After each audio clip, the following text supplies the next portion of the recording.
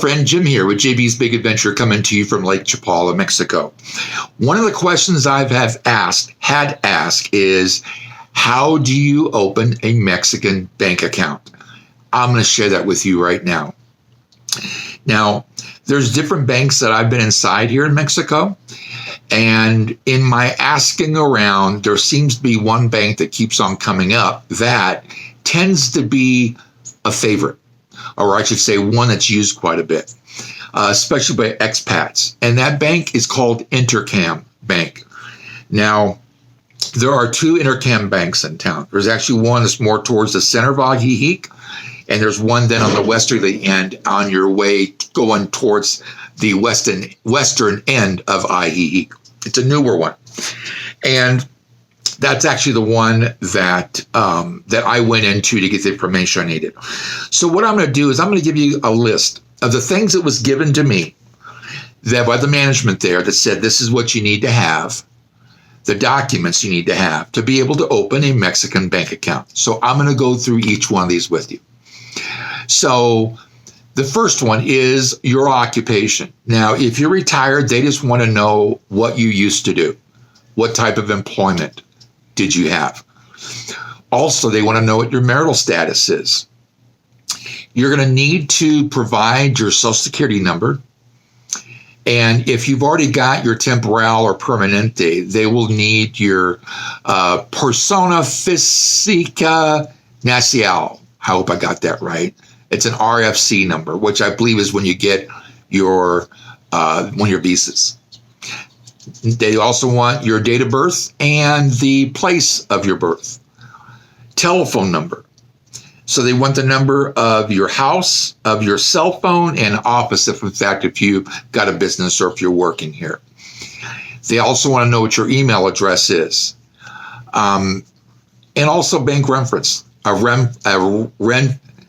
reference of of somebody that you know that or that you've done banking with in the States, or somebody here that you know that's local.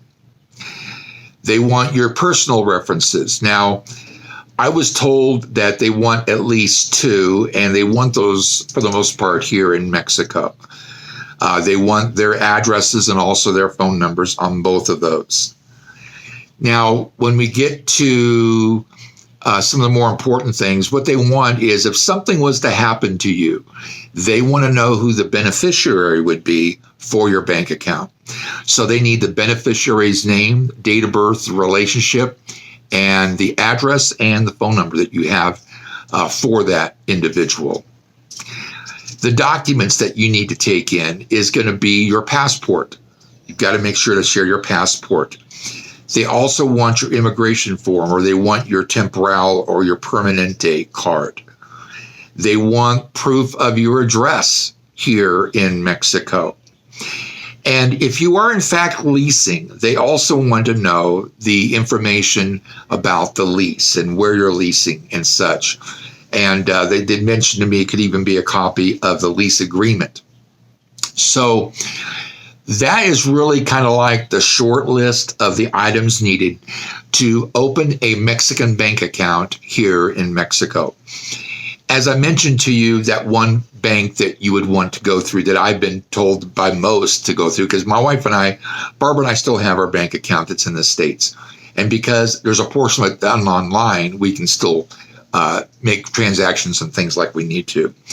But if you decide you want to use checks, this is the one bank that I've heard from expats that you can actually take a check from a bank in the States and give it to them, and they'll go ahead and do whatever transaction it is that you need them to do by giving them the check from your U.S. bank account.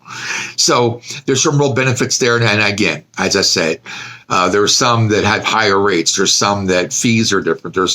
But this Intercam, it kept on coming up as me asking about one of the best banks. And this is the bank that I was told would be the best one to go to. And they also give you the current exchange rate, which is really a plus also. Not all ATMs do that, but this bank does do that for you. So I hope this has been helpful for you when it comes to opening up a Mexican bank account. And if you haven't already, I'd like to encourage you to go ahead and subscribe to the channel. It's a great channel. I know you want to be a part of it. On the bottom right-hand corner, there's a red box. All you got to do is tap on it. It's free, it's fast, and it's easy to do.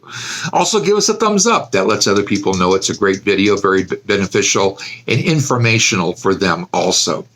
Also, if you'd like, leave us a comment, ask us a question, maybe even you'd like to see a certain type or a subject for videos to be done, you can let us know that. And last but not least is actually go ahead and hit the bell. What that does is immediately notifies you when another one of our videos has just come out. And I know you want to make sure you see all of our videos.